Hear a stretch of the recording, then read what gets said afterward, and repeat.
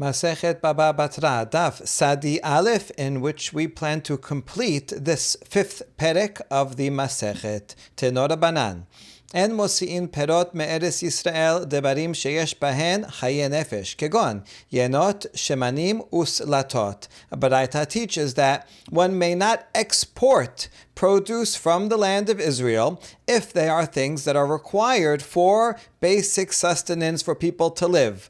For example, wine, oil, and flour. You might wonder if wine is really necessary for people to live. But you have to remember in those days, it was difficult to find clean water, and so they would often put wine and mix it into their water. The alcohol in the wine would kill some of the germs.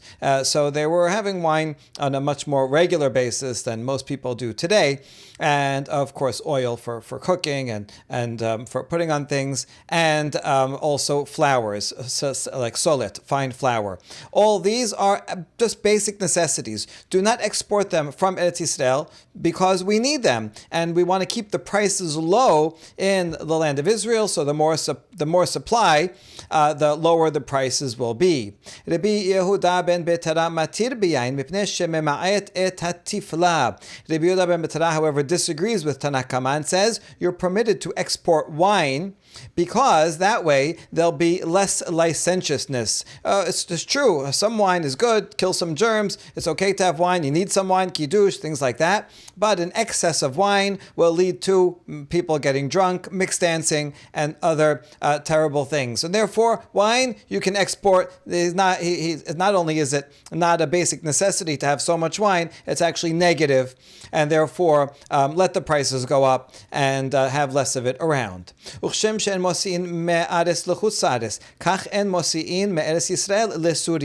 And just like you're not allowed to export basic necessities from Israel to outside of Israel, so too you cannot export them from Israel to Syria. You see, there are, for some laws, according to some opinions, Syria, which was conquered by King David, is considered part of the land of Israel for some purposes and has some level of holiness. But Tanakama here says, no, don't export it to Syria. We need Eretz Yisrael to be supplied with lots of basic necessities. Rabbi Yehuda matir mehi parcheya lehi parcheya. However, Rabbi Yehuda says, from province to province, it's okay. In other words, from the northern section of Israel to the southern section of Syria, since they are neighbors, they're right there, so that you're allowed to export, you're just going a short way. But to export all the way to the north of Syria, that would not be allowed. Tenora Banan, en mistakerin be'eretz Yisrael bidbarim sheyesh bahen chaye nefesh, kegon yenot shemanim uslatot. Another law in this regard, one may not earn a profit as a middleman in Israel from things that are basic necessities that you need for life, like wine, oil, and flour. Because if you have a middleman, then the middleman has to take his cut, and that's going to raise the price. Instead, the farmers, you should grow, and the farmer himself can make a profit. He needs to, otherwise there'll be nobody will farm basic necessities. But the farmers should sell it directly to the customer, cut out the middleman for these basic necessities. When it comes to luxuries, that's fine. The middleman has a good effect on the market availability. He'll bring things and make them easier to get, but it also makes it more expensive. That's okay for luxuries, but not for basic necessities where we need the price to be low. Not everybody can afford a high price. Amru alav al Rabbi Elazar ben Azariah, shaya mistaker beyayin v'shemen. Beyayin sabar la ki Rabbi Yehuda, v'shemen b'atred Rabbi Elazar ben Azariah, shechiach mishcha. It was said about Rabbi Elazar ben Azariah that he did make money, he made profit as a middleman, from buying and selling wine and oil. How was he allowed to do that if we just learned that it's not allowed? Oh, he was following, regarding wine, the opinion of Rabbi Yehuda, who said excess wine leads to mixed dancing, licentiousness, and therefore, just like Rabbi Yehuda said that you can export it, so too he would agree that you can have a middleman and raise the price. because that way it will be more expensive and people will buy less wine, and that will be a good thing. So Rabbi Elazar was following, had the same opinion as Rabbi Yehuda, even though he lived earlier, but they agree with the same idea. And regarding oil, in the place of Rabbi Elazar ben Azariah, there was a lot of oil. So you didn't have to worry that by having a middleman, the price would go up. There's so much supply that you can get in lots of different ways that the price will stay low. And so in that, we weren't worried that there's going to be too little supply, and therefore in his place it was permitted. In other places it would be prohibited. Tenorabanan en mistakerin pa'amayim bebesim amar Mari bar Mari peligi bar Rav Shmuel had amar al had tere vechad amar tagar letagara. A Braita teaches that one may not earn a profit twice on eggs. What does that mean? Mari, the son of Mari, said that there's a machloket between Rav and Shmuel, the first generation Amoraim, about what that Tanaitic statement means. One of these Amoraim said that you cannot pay double, you cannot charge double for an egg. You can make a profit on an egg.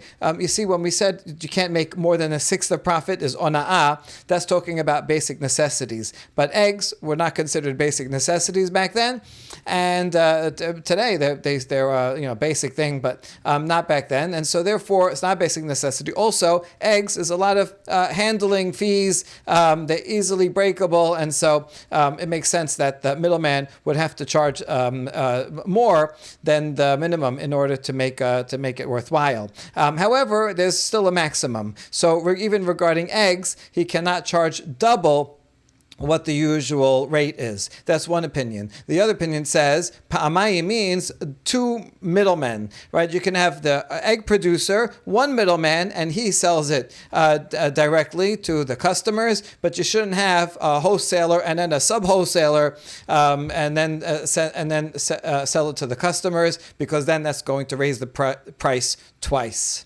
Teno Rabanan, Matri'in al Perak Matya va'afilu be'Shabbat. Baraita says that the community will sound an alarm, meaning they'll call everybody together for public prayer, like when it is an emergency situation. If today there's an emergency, then you call everybody together. We have to have special prayers.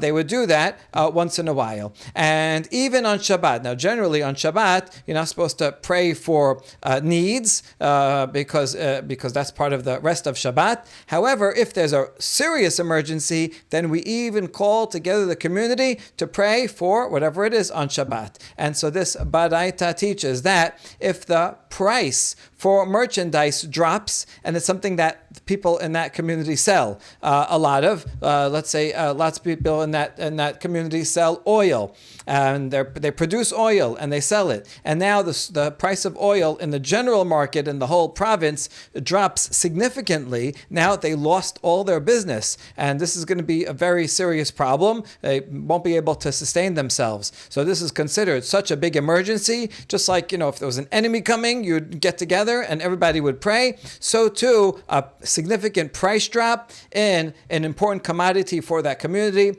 requires everyone to come together, even on Shabbat. Amar Rabbi Yochanan, Kegon kele pishtan bebabel, v'yayin v'shemen be'eretz Yisrael. Rabbi Yochanan says, for example, linen garments, flax in Bavel. Lots of people in Bavel were involved in linens, and in Eretz Yisrael, wine and oil. That's what a lot of people produce there, and a drop in price will be very bad. Amar Rav Yosef, vehu dezal vekam asara b'shita. Rav Yosef gives a more exact number, and if it's reduced from 10 down to 6. So if it's just 10% difference, 10 down to 9, it's not good for business, but okay, we could live. But if it's a significant drop of 10 almost to half, then that's going to be devastating. Not only will they not be able to sell a profit, they're going to have to take a loss on all of their inventory, and so that is an emergency. Tenorabanan, en yosin me'aris lechus la'aris, ela im ken amdu satayim besela.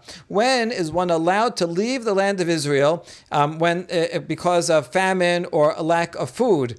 So this Baraita says you're not allowed to leave the can't leave the land of Israel in general because it's holy. There are more mitzvot in the land of Israel. It's our national homeland. All those reasons. However, you have to live. And if the price of 2 se'ah of grain is sold for 1 selah, that's double the usual price. Usually you'd get 4 se'ah of grain for 1 selah. So if the price doubles and you only get half as much for the same amount of money, that's very expensive, and it's going to be very difficult to live under such circumstances. And so you don't have to starve to death to live in Israel or pay exorbitant prices for food. You have to remember, in those days it was subsistence living, and they probably were paying relatively little for their homes. Their homes were just made out of bricks and weren't very fancy, but they were paying most of their income on just basic food. So a doubling of the price of food means they almost cannot live there.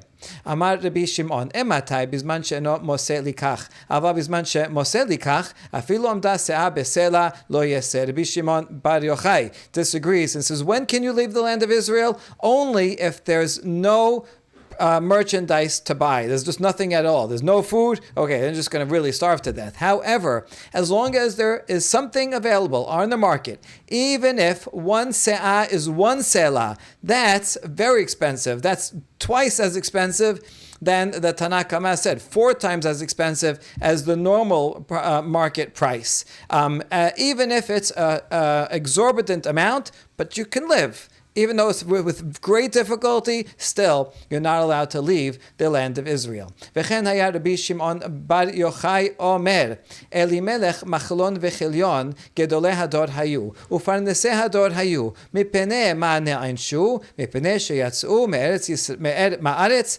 לחוצה לארץ. And the same Rabbi Shimon bar Yochai teaches that Elimelech, Machlon, and Vechilion, this is Naomi's husband and 2 sons, who they lived in Bet Lechem Yehuda, the house of bread. But there was a famine in Israel. It's true. Not everybody left. They were wealthy, and so they could afford to just pick up and take their stuff with them. And they went outside the land of Israel, and they went to Moab, and they married Moabites, and they all died. Now, originally, they were the leaders of their generation, the sustainers of their generation. So why were they punished? Why did they all die? Because they left the land of Israel. שנאמר, ותהום כל העיר עליהן ותאמרנה, הזאת נעמי, מהי הזאת נעמי? אמר רבי יצחק, אמרו, חזיתם נעמי שיצאת מארץ לחוץ לארץ, מה עלתה לה? How do we know that Elimelech, Machlon, and Chilion, they all were punished and they died because they left the land of Israel? As the Pasuk says, when Naomi comes back to the land of Israel, it says that the whole city was astir. And the woman said, is this Naomi? Now, why'd they ask, is this Naomi? Did they not recognize her? These are obviously people that know her. So what were they saying? What does that mean? Is this Naomi? Rabbi Yitzchak explains. They were exclaiming to each other, did you see what happened to Naomi? Because she left the land of Israel, look what happened to her. She had all these troubles. All her husband and her sons died. And you see, that's what happens to someone that leaves Israel. So we learn from that pasuk, from their astonishment, Hazot Naomi, they knew it was Naomi. They said, look what happened to Naomi. That's how we learn this lesson. ואמר רבי יצחק, אותו היום שבת רות המואביה לארץ ישראל, מתה אשתו של בועז. והיינו דאמרי אינשה עד דלה שכיב שכבה, Kaima menu bete. Rabbi Yitzchak also said that on the day that Ruth Moaviyah came to Eretz Yisrael, she said to Naomi, her mother-in-law, I'm sticking with you, I'm coming with you. She said, no, stay here and marry a nice Moabite boy. But Ruth insisted. So Ruth came to Eretz Yisrael with Naomi. On that very day, Boaz's wife died. We don't know much about Boaz's prior family, right? Does he taking a second wife, a third wife? Who knows? Did he have children? So this Midrash says that his original wife died. to make room. And now Boaz is looking for a new wife, and so this would help out Ruth. And this is the common folk saying that before a person dies, the person who will be in charge of his house next comes up. In other words, nobody is indispensable. Don't think in any company or whatever, he says, oh, no one could do my job. Don't worry about it, right? You can replace, everybody is replaceable. And so here it's saying before someone dies, already their replacement is waiting. Amar Rabba bar Rav Huna Amar Rav Ibsan ze Boaz. My Kamash Malan. So Rabba, the son of Rav Huna, in the name of Rav, says that Ibsan is the same person as Boaz. Who is Ibsan? He is one of the Shoftim. Says after Yiftach died, so Ibsan וישפוט אחריו את ישראל Ibsan מבית לחם. Why is the Midrash associating Ibsan with Boaz? Maybe because it says מבית לחם, and also Boaz is in Bet Lechem. And what do we know about Ibsan? Very short story about him. והי לו 30 בנים ו30 בנות שילח החוצה ו30 בנות הביא לבניו מן החוץ וישפוט את ישראל 7 שנים. He had 30 sons and 30 daughters. His 30 daughters he sent out of the land of Israel to go get married over there. And he imported 30 women from outside the land of Israel to come in to marry his sons. And he judged Israel for 7 years, and then he died, and he was buried in Bet Lechem. So what's going on here? This doesn't sound too flattering. First, why does he have so many children? And also, what does he not care about his daughters? So it's okay for your daughters to go intermarry, and his sons also are intermarrying and bringing foreigners. So this is behavior is somewhat strange. And my Kamash Malan. So the Gemara asks, so what is the Rav teaching us by associating Ibsan with Boaz? Ki idach Rabba bar Rav Huna, Damar Rabba bar Rav Huna, Amar Rav. Or we can learn it from another statement that the same sages taught us. Me'ah ve'asrim mishtaot asa Boaz lebanav. Shenemar, v'hi lo 30 banim, u'shloshim banot shilach hachusa, ו30 בנות הביא לבניו מן החוץ, וישפוט את ישראל 7 שנים.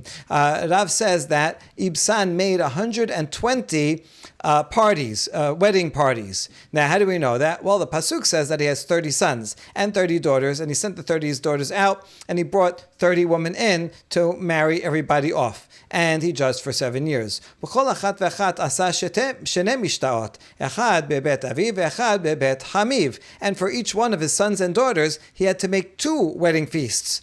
One in the father's house and one in the in-law's house. Makes sense, since especially when they're living in a different place. There's a problem today. It's always good to marry someone local. That way, their parents and in-laws will be in the same place. But if they're in different places, where is the wedding going to be? In this country, in that country. And so you have to make some party, an engagement party in one place and the wedding in another place. So we still have this problem today. So he made 2 parties for every one of his 60 children. That's 120 parties. Ubechulan lo zimen et Manoah. And even though he made a lot of parties, he never invited his friend Manoah. Manoah comes up in the very next chapter, Manoah, the father of Shimshon. We just learned about Ibsan in Shoftim chapter 12, and Manoah comes up in chapter 13. So they must have lived around the same time, at the same time, and they must have known each other, and yet he never invited Manoah. Why not? Amar kudna akara b'mai par'a li. Because he said, this sterile mule, he'll never be able to pay me back. In other words, this is Ibsan saying, I'm going to invite him over to all my parties. He's going to have all these free meals. If I do that, will he reciprocate and invite me to his parties? He doesn't have any children. He didn't have any child until Shimshon. And so, before Shimshon was born. So, he doesn't have any children. He's not going to invite me back. It's not worth inviting him to my party. He's just a sterile mule. Okay, amazing. Tana v'chulan metu behayav. What happened to Ibsan's children? And remember, Ibsan is Boaz.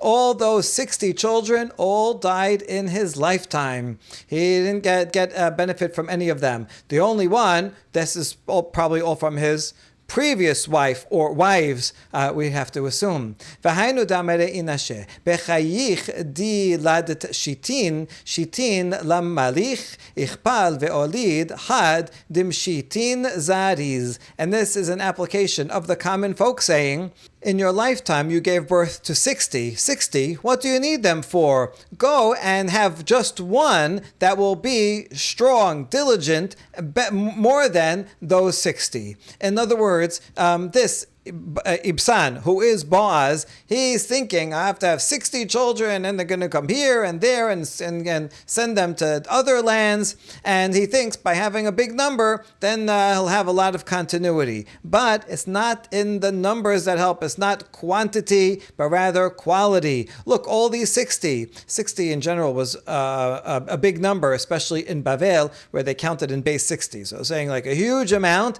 What does the amount mean? Look, they all died. Rather, better to have just one and put your efforts into that one. This could refer both to Boaz, who after the 60 kids died and his wife died, then he met Ruth and had one child, and from Ruth, from Oved, eventually came King David. So one strong child, one strong line is much better than 60 that will perish. It's also a contrast between Ibsan and Manoah. Ibsan had all these children, but what happened to him? What do we know about him? Nothing. And you see that his values aren't so good from the way that he sent off his kids and brought in foreign wives. Whereas Manoah, even they pray for a child and they have a child and it's only one, it's Shimshon. But look how strong Shimshon is. He is this Zariz. He's the zealous son who becomes a great shofet and saves Israel. Okay, the next statements, we have a mnemonic. Melech Abraham 10 shanim sheniftar nitnase lebado. Amar Rav Hanan bar Rava amar Rav Elimelech v'Salmon ufloni almoni ve'abi Naomi kulan bene Nachshon ben Aminadab hem. Rav Hanan, the son of Rava, said in the name of Rav. The prior statement was also said in the name of Rav. Now we're going to have a whole bunch of statements in the name of this. Rav Hanan bar Rava in the name of Rav. And he says that Elimelech, that's Naomi's husband, and also Salmon. Who is Salmon? Let's remind ourselves, in the lineage at the end of Megillat Ruth, it traces the children from Yehuda all the way down to Boaz, to Oved, and to David. And the generations in between are Peretz, who gives birth to Chetzron, who gives birth to Ram, who gives birth to Aminadav, who gives birth to Nachshon. So that's Nachshon ben Aminadav. He was the Nasi of the tribe of Yehuda. In the Midrash, he's the one that jumps into the Yam Suf first. And he has a son named Salma, or also known as Salmon, who is the father of Boaz. Okay, so you see here that he is definitely associated with Yehuda. And so Salmon, literally it says in the genealogy that he is from the child of Nachshon ben Aminadav. So that one's literal. And also Peloni Almoni, that makes sense because Peloni Almoni was related to Boaz. He was the closest relative to Naomi, and so closer than Boaz. So if Boaz is related to Nachshon ben Aminadav, which is true in that genealogy, then so is Peloni Almoni. And also the father of Naomi. Now Naomi is related to Peloni Almoni and Boaz, right? Because that's why they find him and they say, right, this is the closest relative. So since all these people are related to Boaz, and Boaz himself is the grandson of Nachshon ben Aminadav, so you see they're all children of Nachshon ben Aminadav. Mai kamash malan. Now, why do we need to know this? Why is Rav teaching us this? Is this just to we can make a family tree? She'afilu mi sheyesh lo zechut avot ena omedet lo b'shah sheyoseh ma'aretz lechus la'aretz. This comes to teach us that even if someone has merit of his ancestors. Look, these people were all ancestors of the great Tzaddik, Nachshon ben Aminadav. Nevertheless, the merits of their ancestors will not stand for them if they leave the land of Israel. When you're in Israel, then you're there, you're in the land of your ancestors. Okay, then you have the merit of your ancestors. But if you leave the land of Israel, then evidently you don't care too much about that ancestry, and therefore you will lose the merit of the ancestors. Amar Rav Hanan bar Rava, Amar Rav. Same sage as we just said. He's very interested in genealogies. Imeh de Abraham Amatlai bat Karnevo. Imeh de Haman Amatlai bat Orbati. V'simanech tameh tameh tahor tahor. Who's the mother of Abraham? We know his father's name. Who knows what his mother's name is? Tanakh does not say. So he fills it in. Her name was Amatlai, the daughter of Karnevo. And the mother of Haman, also not mentioned anywhere in Tanakh, her name was also Amatlai, but a different grandmother.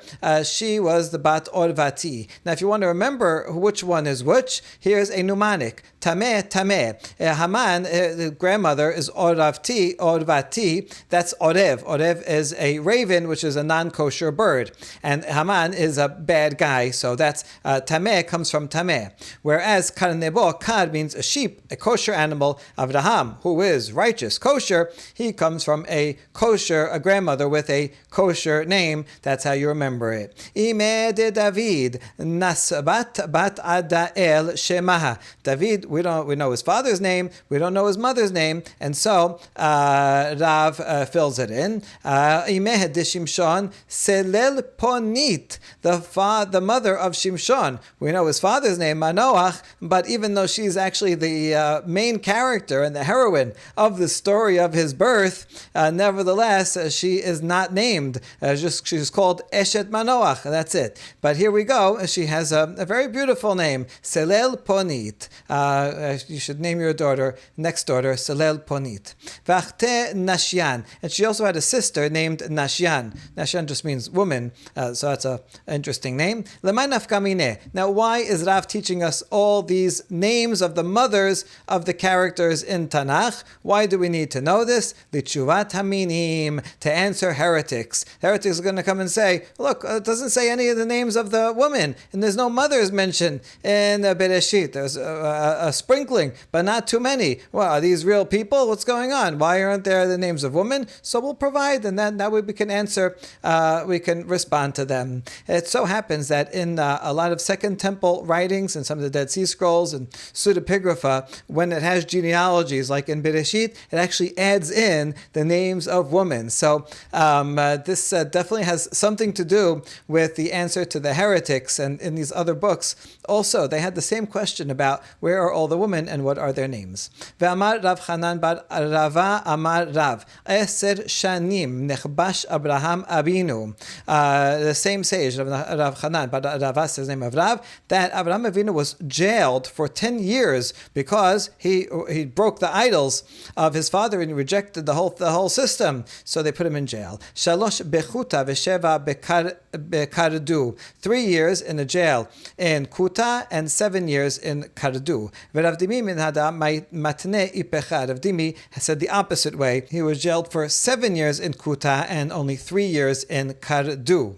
Amar Rav Chista, Ibra ze'ira dechuta zeu ur kastim. Rav Chista says, if you want to know where ur kastim is, where Abraham came from, look, go find that small passage of Kuta, and that's how you'll find ur kastim. Va'amar Rav Chanan bar Rava amar Rav. The same sage says another statement. Oto hayom sheniftar Abraham Avinu min haolam, amdu kol gedolei umot haolam beshura ve'amru, oy lo la'olam she'avad manhigo, oy la lasfina she'avad kabarinta. On the day that Abraham died and left the world, all the great leaders of all the nations stood in a line like mourners do, and they had this custom always back then, that all the people that came to comfort the mourners would stand in a line, and then the mourners would go one by one, and they would each say words of condolence. And so all the leaders of all the nations did so, and they said, woe to the world that lost its leader, woe to the ship that lost its captain, because Abraham was not only the forefather of Bnei Israel, but he was the leader, the moral leader, and the theological teacher of all the nations of the world, and so they all recognized his greatness and mourned his loss.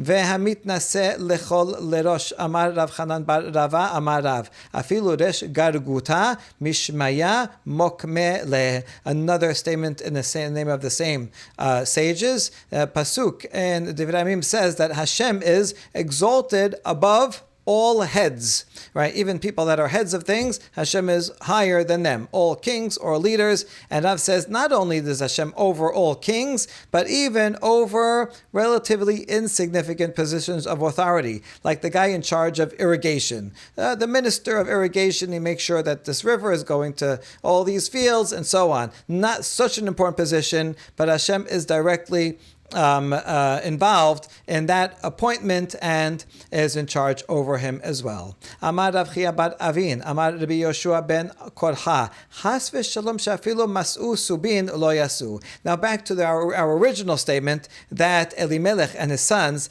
left because there was a famine. And so we got into this because of the law. When are you allowed to leave the land of Israel? If it's just more expensive, how about if it's very expensive, but if there's some food, how about if there's no food? And so we said there was a famine, prices were expensive, and that's why he left, but he died because of that. However, Rabbi Yoshua ben Levi says, no, chas v'shalom, Elimelech was a great tzaddik. He was a leader of the generation. And even if there was just bran to buy on the market, he would not have left, as long as there was even anything to eat.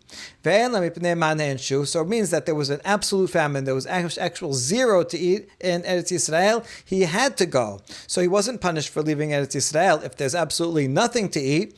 Shehaya lahen levakesh rachamim al doram velo bikshu shnemar beza'akech yesiluch kibusayich. It's not because he left the land of Israel that he was punished and died, but rather because he cared only about himself and he did not pray for the other people of his generation. As the pasuk says in Yeshaya, when you cry, bezakech kibusayich, the gathering of people, the community will save you. If you come together with the community and pray together with the community on behalf of everybody else, then you will be saved. But if you care only about yourself, then you will not. So he was allowed to leave the land of Israel. The problem is he was only taking care of himself.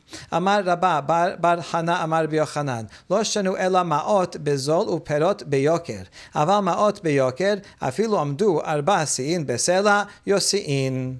Getting back to our original topic about not leaving the land of Israel, Rabbi Yochanan says, the prohibition is only stated when money is cheap, even though produce is expensive. In other words, even if the price goes up, but there's money available, that you can get money, so then you have to stay in the land of Israel. However, if the price of money goes up, in other words, there's inflation, and you can't even get a good job, and you can't even find money enough to pay for that produce that went up in price, then even if the price actually remains the same, and you can get 4 se'ah for 1 selah, that's the usual price. Even if the market price is the same, but inflation is so bad that you can't get a job that will pay you a normal salary, you're also allowed to leave the land of Israel because that's just not affordable and you won't be able to live. Siman, Sela Poel Haruba Talya Amrin, mnemonic for the following statements. Damar Rabbi Yochanan. We just had Rabbi Yochanan, another statement of Rabbi Yochanan. Nehirna kadhavu kaimin arba sein besela, vavu nefishi nefiche kafan beteberia, medelet isar. Rabbi Yochanan says, I remember when 4 se'ah of wheat were sold for 1 selah. That's the normal price, that's fine. But yet, there were many people whose bellies were swollen from hunger. When someone is hungry for a long time, their bellies actually swell.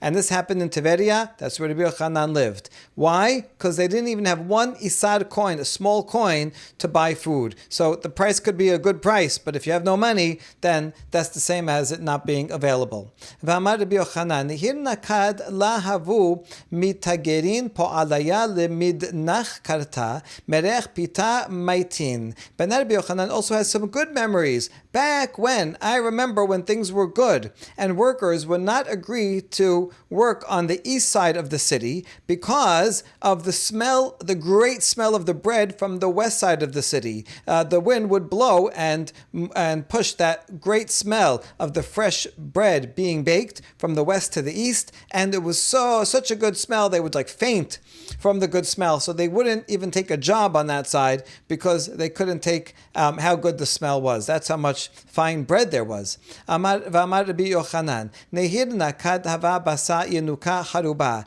v'hava negid chuta dedubsha al teren dera ohi. So he says, I remember when I was a child, someone would break a carob. Carob is kind of a dry fruit, and yet the carobs were so sweet that honey would pour out over the two arms of the child. That's how good the fruit was. Some say that this is talking about when the Bet HaMikdash was up, but actually Rabbi Yochanan lived significantly after. So he's remembering whatever it is, some good time beforehand when he was a child.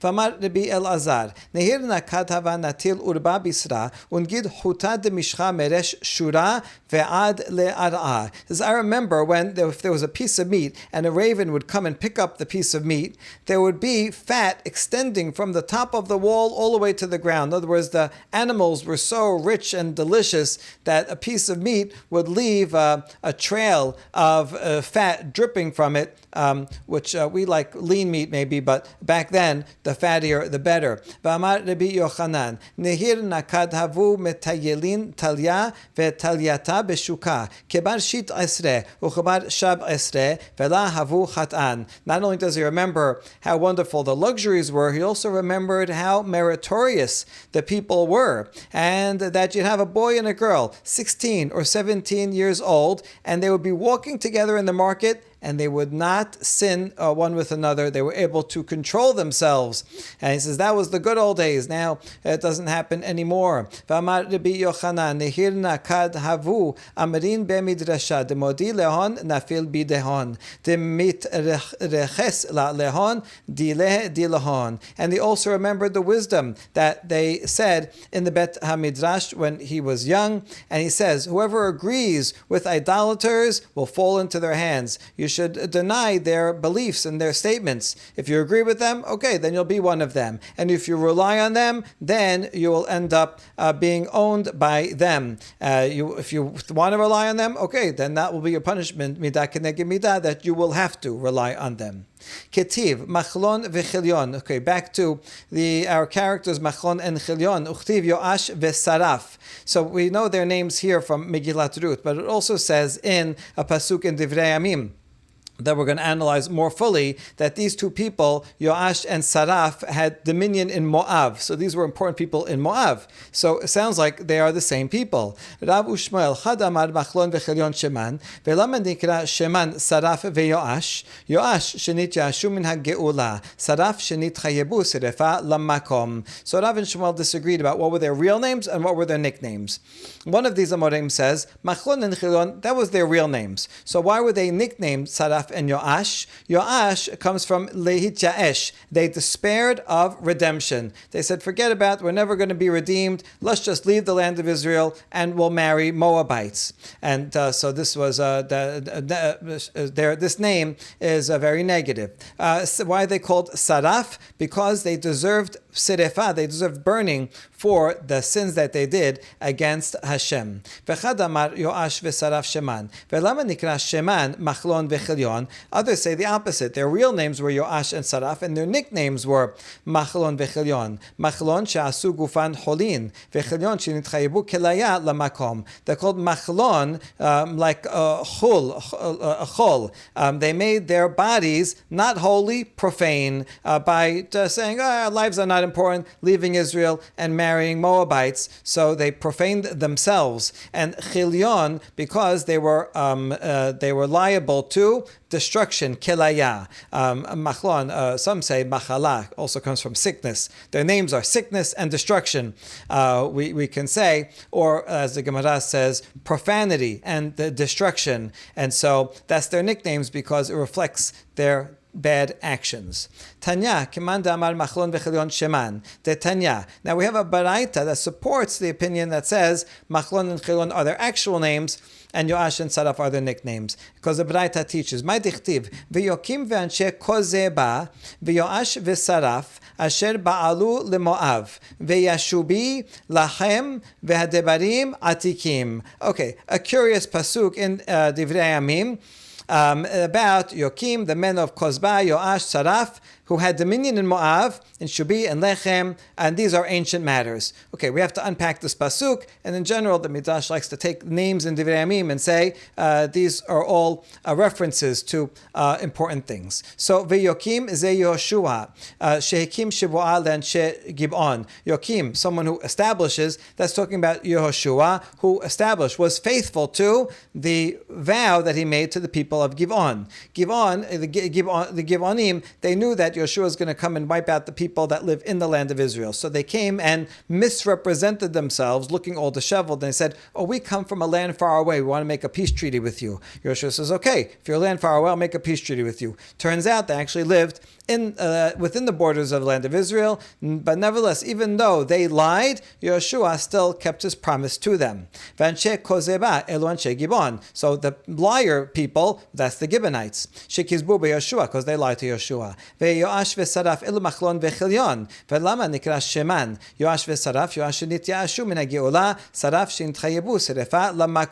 This Midrash says that their names actually were Machlon and Kilion. So why were they nicknamed Yoash and Saraf? You see, we're following that opinion. Machlon and Kilion were their actual names. So they were nicknamed that Yoash because they despaired of ever being redeemed, and they were called Saraf because they were liable to get burnt.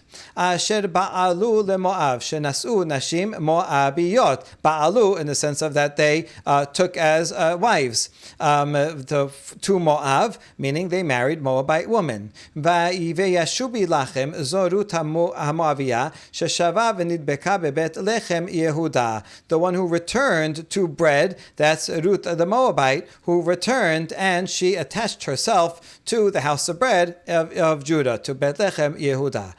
Devarim atikim, devarim alalu atik yomin amaran dichtib masati David abdi yuchtiv shete benotecha hanimsaot. And these are ancient words, meaning that they are the words of the ancient one, meaning Hashem. How do we know that? Because we're going to compare the fact that Hashem says, I found David, my servant, and it also says the word find in another story regarding Lot and his daughters. The angel says, you and your two daughters that are found here, right? You have to leave Sodom. And they are the ancestors of Moab.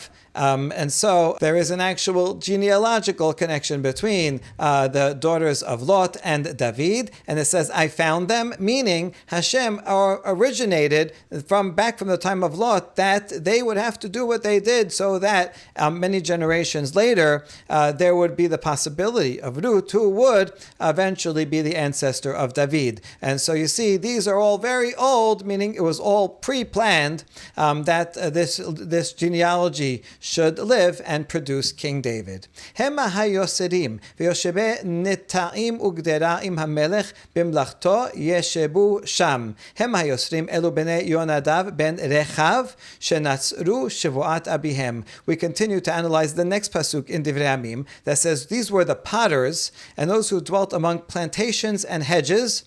There they dwelt occupied with the king's work. So these were the potters. Who are these potters? It's a reference to the sons of Yonadav ben Rechav. They're mentioned in Yirmiyah. Yirmiyah says, look, these sons of Yonadav, the son of Rechav. Their father told them that you should not drink wine and you should not dwell in houses, you should be nomads. That was their father's wish. And they kept doing that. They were so faithful to their father's words. Yirmiyah is like, if they could be so faithful to their father's words, shouldn't you be faithful to Hashem's covenant? And so that's what that pasuk is referring to. Yoshbe neta'im ze Shlomo shedomel netiah b'malchuto.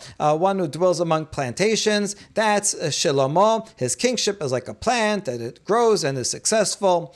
Ugdera zo Sanhedrin shegaderu pirsotehem shel Yisrael. Gedera is referring to Sanhedrin because they fence in the breaches of the Jewish people. If you think of a walled city, if there's a breach, then the city will fall. So you need someone to close up the breach, and that's what the Sanhedrin does by making enactments and gezerot, and they keep the people legally and morally safe. Im hamelech bimlachto yashvu sham zorut haMoaviyah shera'ata b'malchut Shlomo ben beno shel ben bena shenemar vayasem kiseh le'em hamelech v'amar Rabbi Elazar le'imah shel malchut.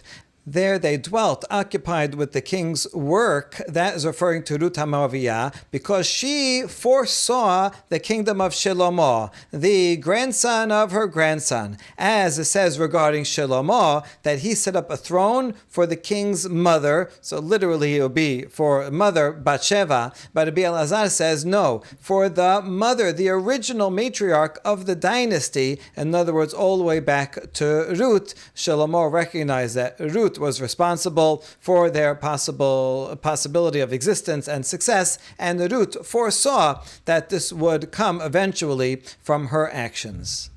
Now that we've spoken a lot about famine and hard times in Israel, we're going to end the chapter with blessings of plenty. Tenorabanan, v'achartem min hatebuah yashan, belo salmanton. The pasuk regarding Shvi'it says, keep Shvi'it, don't worry about it, and you will eat from the old grain, a grain that you stored up from the 6th year. You'll be able to eat that during the 6th year, and the 7th year, and the 8th year, even though it's old grain, but you store it, and it will last, and it will be good, and you'll have sufficient until what you plant in the 8th year, you'll be able to then eat in the 9th year, and that will be the new grain that you'll be able to start benefiting from. So you can eat from the old grain even into the 8th year without salmanton. What does that mean? My belo salmanton. There's two opinions. Rav Nachman amar bela resinta. Rav Sheshat amar bela shedifa. Rav Nachman says it will be without worms. And Rav Sheshat says without blight. Now worms just eat it totally and it's gone. Whereas blight makes it tasteless, but it's still there.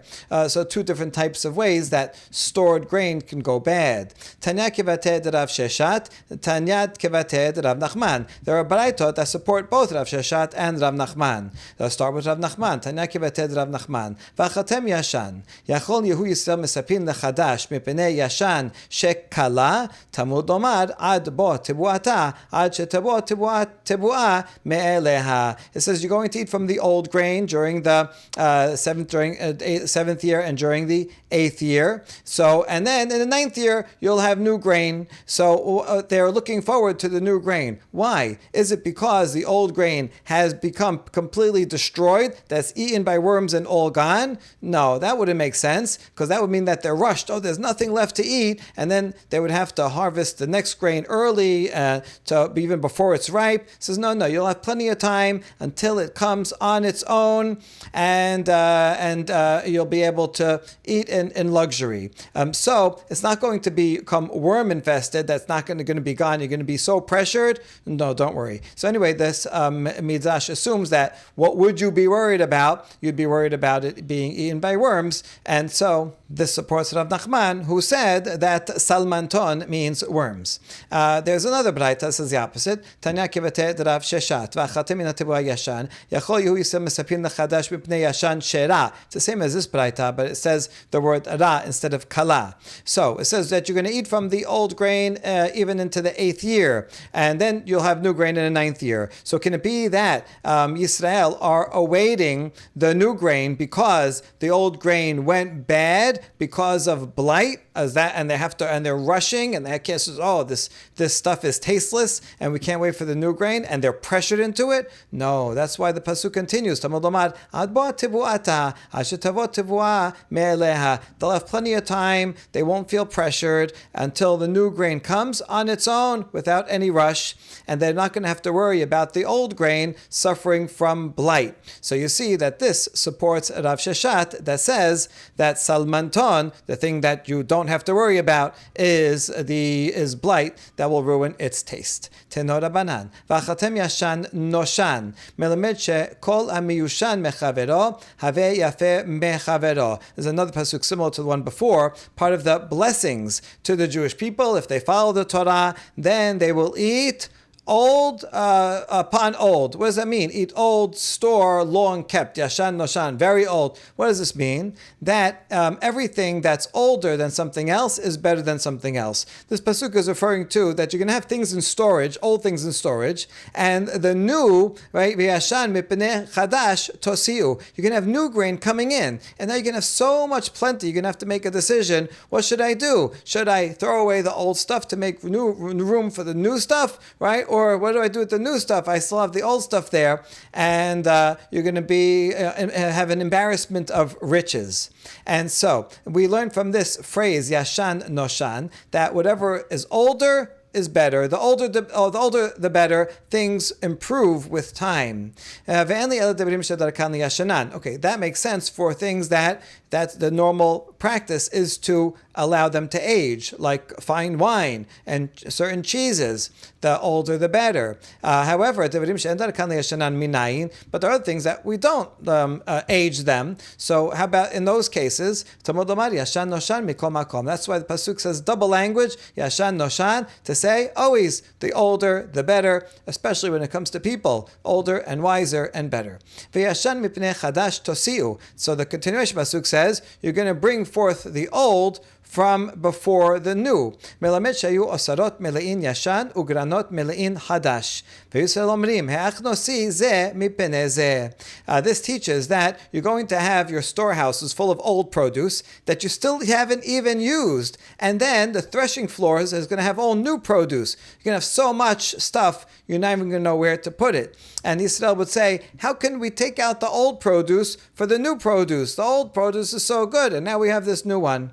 Amar Papa, kol mile atike me'aleya lebad mitamre v'shichra ve'harsena. The Papa says everything that is older is better, except for dates, liquor, and small fish. Those are better when they are fresh. Hadran alach hamocher et hasefina. Chazakim uberuchim.